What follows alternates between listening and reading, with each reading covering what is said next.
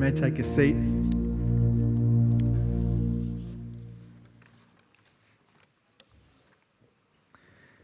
I'm wondering if you have ever been lost or maybe separated from your family. When I was growing up, my family lived on 12 acres in Bli on the Sunshine Coast, and I've said a few times, the youngest of 5 kids. And it would have been somewhere around the age of 7 years that I felt life was significantly unfair. See, my older siblings got all the privileges, they got all the responsibilities, they got all the things that I never kind of got because I was that little bit younger, and I thought no one was really interested or cared about me. So I decided this one day, I'm going to show them that I can be responsible and that I can have privileges. I'm going to run away. And somewhere in my small, underdeveloped brain, I thought if I ran away, they would see that I can be trusted, despite just being 7 years of age. And so I did. I packed this little lunchbox full of food and I grabbed my pillow and I walked down our very long driveway to the main road, and I turned left and I walked up kind of the street block, and one of our neighbours had these really long rows of sort of shrubby trees, and I sat down in the shade of one of those trees and I thought, I'm going to stay here for days and that's going to show them. And so I did. I sat there. And I sat and I ate some food and I watched the cars kind of whiz past, and I ate some more food and I sat some more, and I thought, this is really going to teach them for not letting me have responsibility. And after a little while, the food was gone, and about an hour or so, and I thought, this actually sucks. This is really not fun at all. You see, I lived in a home that was fun. It was a safe place. There was laughter. There was joy. And after about an hour of being away, I thought, actually, there's a lot of things back there that I'm missing out on. Why on earth did I run away in the first place? And I got to thinking, it's possible that mum and dad are going to be really quite upset. They're going to be panicking about the fact that I am not there. And so I decided all I really wanted to do was go home.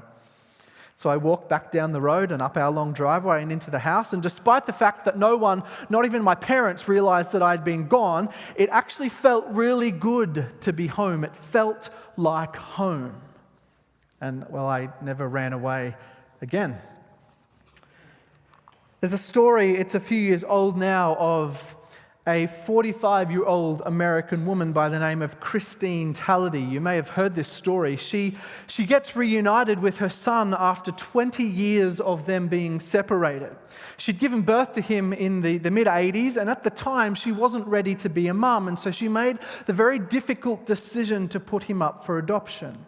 But what she did, she left the adoption record open in case at some point in his life he might want to find her. She was very open to that. Well, Stephen, her son, that she gives up for adoption, is now in his 20s, and he had a job working at the local Lowe's store. And he decided that he wanted to find his birth mum. So he goes down to the agency, and he gets the information about her because that birth record was open, and he does an internet search. And he finds out that his mother's maiden name is Christine Tallady. And her address is actually listed on the record as being less than half a kilometre from the Lowe's store where he works. And so he goes to work the next day and he's a little bit anxious about this information, a little bit excited. He doesn't quite know what to think. And he's talking to his boss about it in the lunchroom, and he says to his boss, I've just found out that my birth mother's name is Christine Tallady. She lives actually less than half a kilometre from this very store. And his boss looked at him and said, that wouldn't happen to be Chris Tallady, would it? Our head cashier. And Stephen comes to find out that he's been working with his birth mother for several months without even knowing it. She was the head cashier at the Lowe's store.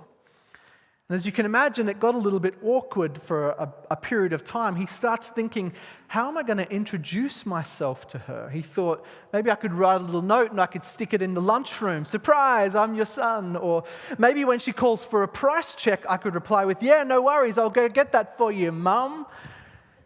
it kind of, how's he going to break this to her? Well, in the end, the adoption agency agreed to call and set up a proper introduction. And Christine was just as shocked as her son was. And these were her words when she found out. She said, "I was in shock and I started crying. I figured there would come a day when he'd try to contact me, but I never imagined this. This is the perfect gift."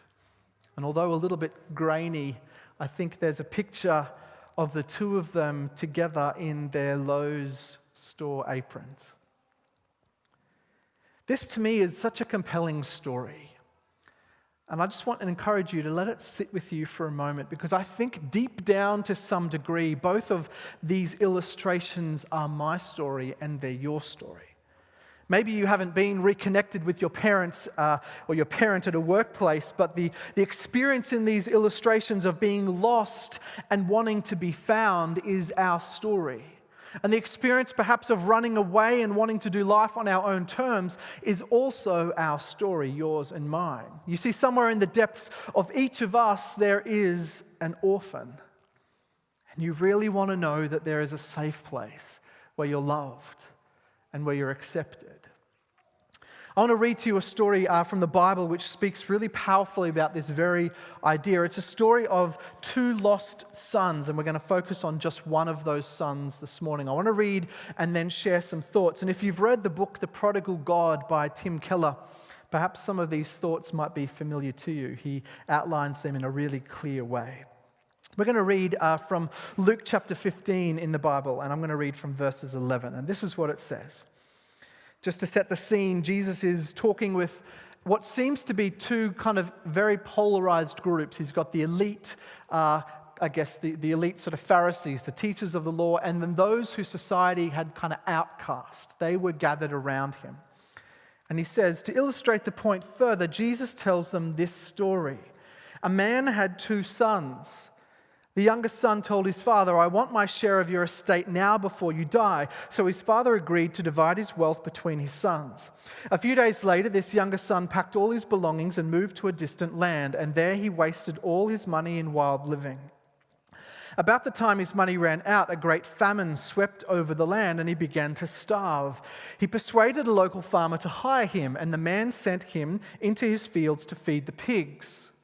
The young man became so hungry that even the pods he was feeding the pigs looked good to him, but no one gave him anything.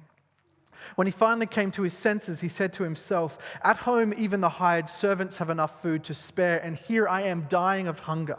I will go home to my father and say, 'Father, I have sinned against both heaven and you, and I am no longer worthy of being called your son.' And while he was still a long way off, his father saw him coming. Filled with love and compassion, he ran to his son. He embraced him and kissed him. His son said to him, 'Father, I have sinned against both heaven and you, and I am no longer worthy of being called your son.'" Jesus tells this story of a lost son. And I wonder, when you hear the word lost, what do you think of? If you look at the definition of the word, you'll find the following. It says, unable to find one's way, or unable to be found, or completely absorbed or bewildered by something. Maybe as you hear the word lost, it conjures up images of perhaps stories of exploring a new country or a city without directions or a map. Maybe you think of a time when you misplaced something that was really important and valuable to you. What do you think of when you hear the word lost? As part of this story that Jesus tells, he wants us each to see something. He wants us to see that we're actually all lost. That's what he's trying to communicate in this illustration, but there are different ways of being lost, aren't there? Different ways of feeling lost. Maybe you're feeling lost even right now as you sit here, or as you join in online. Maybe you've lost your job in this pandemic season. Maybe you've lost some income. Maybe you've lost a loved one in this time, or a relationship. Maybe you've come along this morning because someone invited you, but deep down you're feeling completely helpless and hopeless and lost. The truth is, we all feel lost at times, and some people don't really like to admit that. Maybe that's you. Maybe deep down under the exterior, all you want so desperately is to be found and to be loved and to be accepted. The main character in this narrative that we get, I guess, the most details about is this younger son. And in Jesus' story, the younger son goes to his father and he asks for his share of the family estate. And for us to try and understand the meaning of what's going on, we need to place ourselves in the sandals of a first century Jew. You see, during this era, family inheritances weren't given through financial gifts. It wasn't through a trust fund. It was solely provided through real estate and property. And according to the law, when the family was dividing up the real estate, the oldest son would receive about 2/3 of the estate, and the final third was distributed among the remaining siblings. So if you're the oldest, you get a great deal. If you're not the oldest, not so good a deal. And so in the family from our story, the younger son is set to inherit 1/3 of his father's property. And property is so important in this particular time because basically if you lost your property, you lost your identity. You lost your place in the community. And the Greek word that's used for property throughout this text is the word bios, which means life. So when we understand this, we get a greater gravity of what this younger son is asking. He's going to his father and asking him to fulfill this self-absorbed request. His father has to liquidate 1/3 of his property. He has to liquidate his bios, his life. He's got to liquidate his life in order to give it to his son. Essentially, the son is saying, Dad, I'd like you to tear our family apart so I can go and have a little bit of fun. And that's exactly what he does. If we were to set this story in modern day, perhaps we have a man who's cashed up and he's staying in penthouse suites and he's flashing his money around and he's having what he thinks is a great time. And in no time at all, he has blown the entire inheritance. He has recklessly spent the bios. He has spent the life that his father has given him. And this is where we get the word prodigal. Because put in simple terms, the word prodigal means recklessly extravagant. It means to spend until you have nothing left. This is exactly what this youngest son has done. But unfortunately for this boy, his radical and reckless arrogance is going to be broken by radical circumstances that he didn't see coming. Because verse 14 says that not only had he spent everything he had, but at that time a very severe famine came across the land. It's ironic, isn't it? Just prior to this verse, all this boy was on about was fulfilling his extravagant wants, and now he's so desperately trying to meet the most basic of needs. And so in an effort to stay alive, the youngest son gets a job. It's a very unglamorous job, feeding the pigs, which is not only disgusting for the Jews, it's actually against the law. Verse 16 says he got so hungry, he went to eat the corn pods that the pigs ate. And the pods are referred to here were a bean-shaped sort of pod, and they contained a bit of sugar in them. They were normally used to fatten up the pigs, and the poorest of the population would occasionally use them for food. That's how far this boy has fallen. And verse 17 says, at some point during this experience, he comes to a realization. The verse says he came to his senses. He realizes that not even the hired servants back at Dad's place eat like this. In fact, they have food to spare, and I'm here starving to death among these pigs. So he decides to go home. Somewhere along the line, he rehearses a speech that he plans to deliver to his dad in the hope that he might be able to rejoin the house as a servant. And that phrase in verse 17, when it says came to his senses, that phrase is a Hebrew Aramaic expression for this idea of repentance. It's a word that paints a picture of someone stopping the direction that they're going and turning around and going in a different direction. Now, what I want us to see this morning is that his deciding to return home is an incredibly gutsy decision. Although in his mind he's going home not as a son, he wants to go home as a servant, it's still a very gutsy decision. In verse 21, he gets home and he launches into this speech. He says to his dad, "I'm no longer worthy to be called a son. Make me a hired hand." And I just want to pause just for a minute. I want to take us back to verse 13 just for a sec, because there's something really important that we can miss when we read this passage through a 21st century Western lens. Something really important that we see in verse 13. You see, as he's leaving the house the first time, it says in verse 13, he gathered all he had. Now for us, when we gather up some things maybe to go away on a weekend, we kind of stuff stuff in a suitcase and we go in a hurry. This is not what it's saying here. For him to gather all he had, it's talking about the property that he has just inherited from his father. The commodity that's been passed down, the bios, the life. But of course, the property is of no use to him. He's not actually wanting the property, he wants the cash. So when it says he gathered up all he had, what that means is he began to sell off the property. But you see, at this particular time, he couldn't sell a family property without his father's permission. His dad would have to sign off on the sale of this property. And the problem is, if you're in first century Jewish law, you weren't actually allowed to do this. You couldn't activate your will if you were still alive. Much like today, you can't activate your will until you have passed away. But here we have a father doing just that.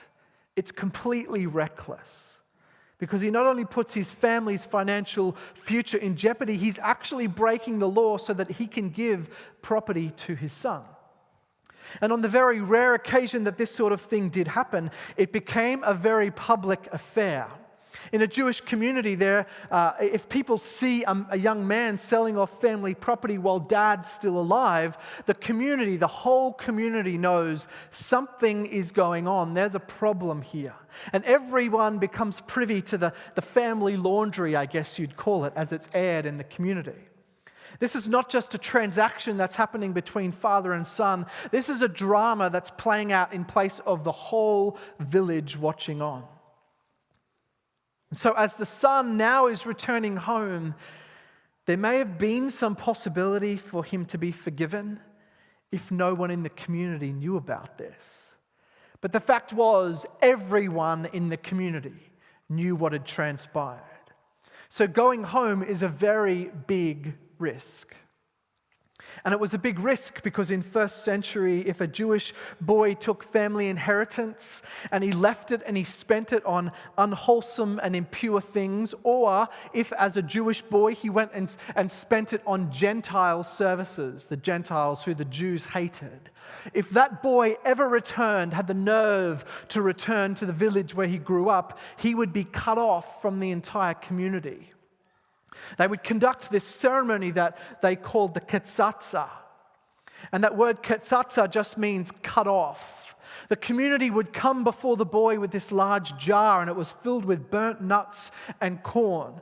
And as the boy was trying to re-enter the community, children from the community would gather around him and they'd start throwing the corn and the nuts at him. And then eventually someone from the community would throw the jar down in front of him, and as it smashes, they would say, "You have been cut off from this community." The symbol of the jar smashing is a symbol of the relationship with the boy and the community. You are no longer welcome here. You're not part of us. And after that, they were never allowed to have anything to do with him again. And so as this young man is feeding the pigs, as he's eating their food, he puts together a plan to go home, knowing that he's going to be cut off from his community. He knows that when he walks into that village, they're going to conduct this ceremony of condemnation. And just maybe this is why he starts rehearsing this speech, because he knows that when he gets back to the village, he doesn't have much time. When he gets close, he's got to make a beeline for Dad's property to see maybe if Dad will give him a job first before he gets cut off from the whole village. Basically, he's looking to his dad as an employer now, not a father. He's lost all of his sonship rights. He's spent all of the bios, but maybe Dad might employ him as a servant. Have a look at verse 20 with me again. It says, while he was still a long way off, his father saw him. I love the intentional language that Jesus uses here. His father saw him and was filled with compassion for him. He ran to his son. He threw his arms around his son and kissed him. And again, to understand this verse, we need to read it with a Middle Eastern first century perspective. It was a patriarchal society. It wasn't an individualistic society. Not only has this son disrespected his father and his father's family, it's actually the father that we see there running to his son. And that is so countercultural. A Middle Eastern man of this age and position and stature would have carried himself with a very slow and very dignified fashion. But this father pulls up the garments he's wearing and he runs to his son. And the Greek word for run there in verse 20 is this word dramon. It actually means a foot race. It's more than a sprint because it's sprinting with purpose. He's sprinting to get to his son. He's trying to get to him and he's trying to get to him first.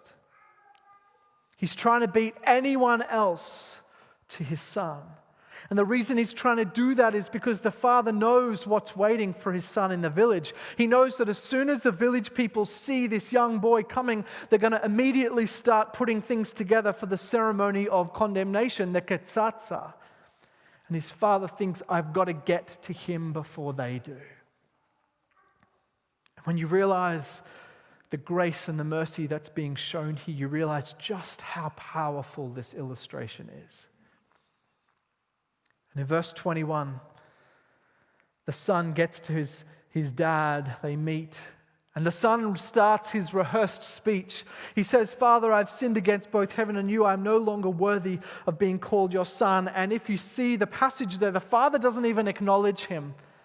He almost completely ignores his son. He just says, quick.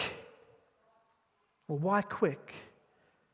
Well, because he knows what's coming for his son, and he knows that he's got to act fast, faster than the people in the village. He says, quick, bring the finest robe in the house and put it on him. Get a ring for his finger and sandals for his feet, and kill the calf we've been fattening. We must celebrate with a feast, for this son of mine was dead and has now returned to life. He was lost, but now he is found. Instead of receiving a ceremony of condemnation, this father throws a party in his honor. He's essentially canceling out the penalty that this son is going to receive from the village. I don't know if you're piecing together what Jesus is doing here in this parable. He's painting this beautiful picture of the cross. He's painting the picture of grace and mercy that comes from God the Father to us. In 2 Corinthians 5:19, the Apostle Paul writes, in Christ, God was reconciling the world to himself. And that's important because we are the only ones that are in need of reconciling. The only people who have sinned are men and women. It's you and I. And the only one who can forgive is God. And so God, in the perfect equation, says Jesus will come and clothe himself in the flesh so that he can pay the penalty of sin. And the father, embracing his son in full view of everyone in the village who wanted to condemn him, was restoring full sonship rights to this prodigal, this one who had recklessly spent the bios. He says, I know you deserve a ketsatsa, but I'm going to give you a celebration. And what has changed this son wasn't that his dad was a pushover.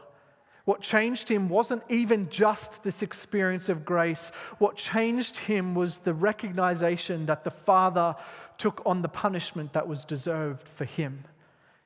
His dad saw him from a distance and ran to him. In effect, he's saying to his son, if they are going to try and condemn you, they're going to have to come through me first.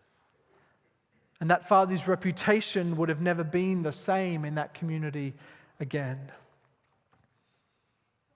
There's no doubt that the son had stuffed it up.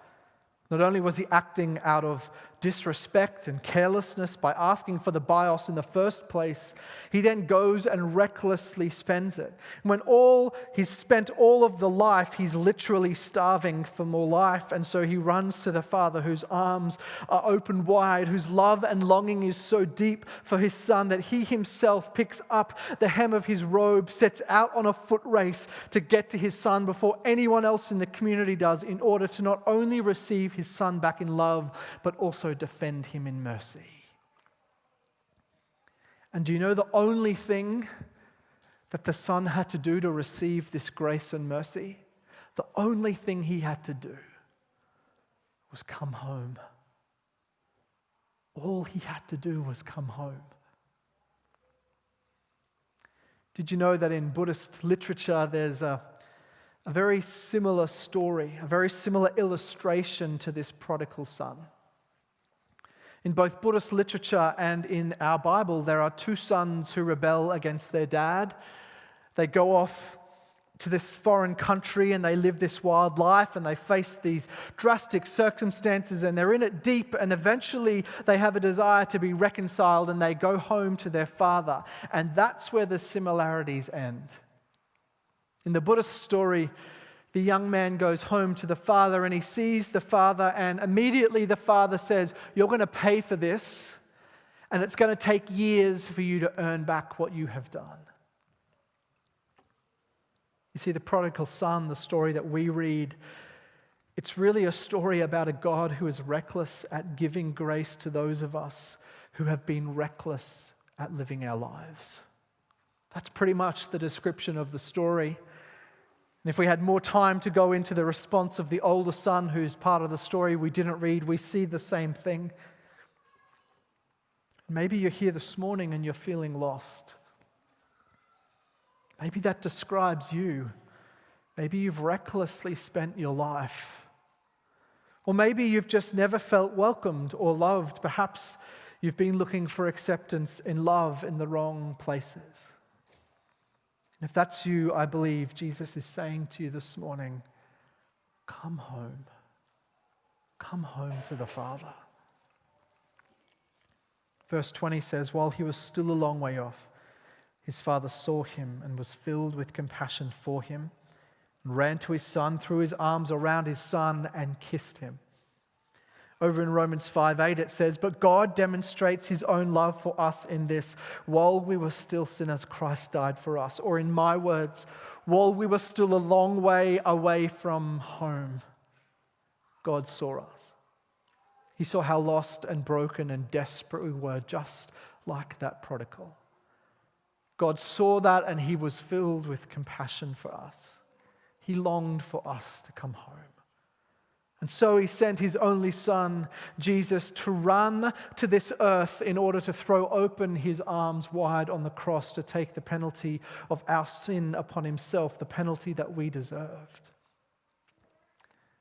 But the beauty of the cross, the power of the cross, is that God's Son in his great power couldn't stay dead. 3 days after Jesus dies for the sins of the world, he rose again, defeating death, defeating your sin and defeating mine, and giving us an opportunity to not only know God now, but also know him for all of eternity. This is the good news. This is the gospel.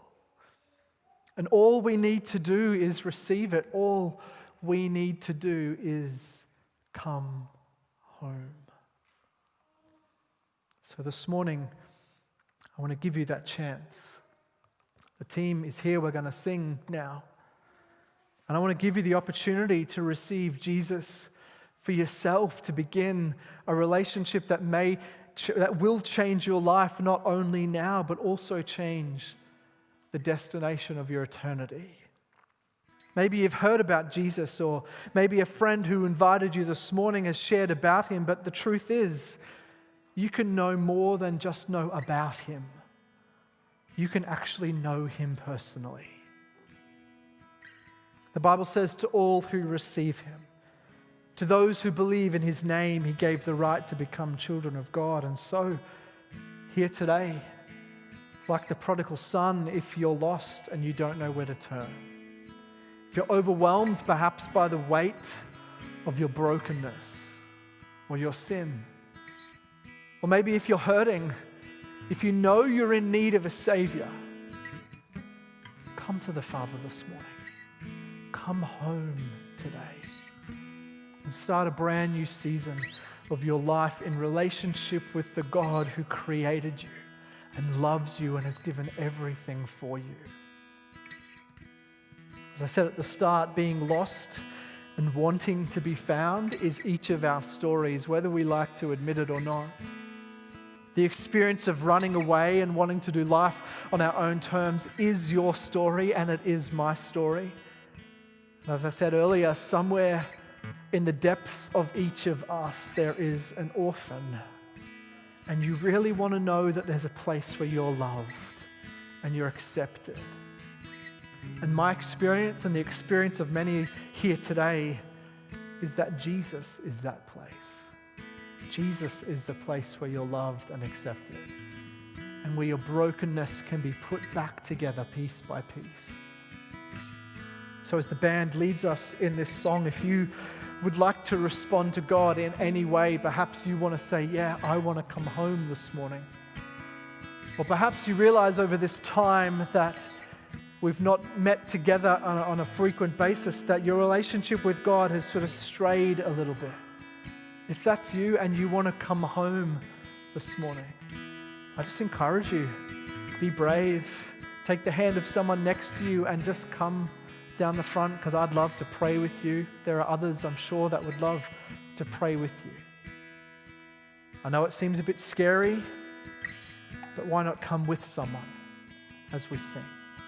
We'll come to the altar together.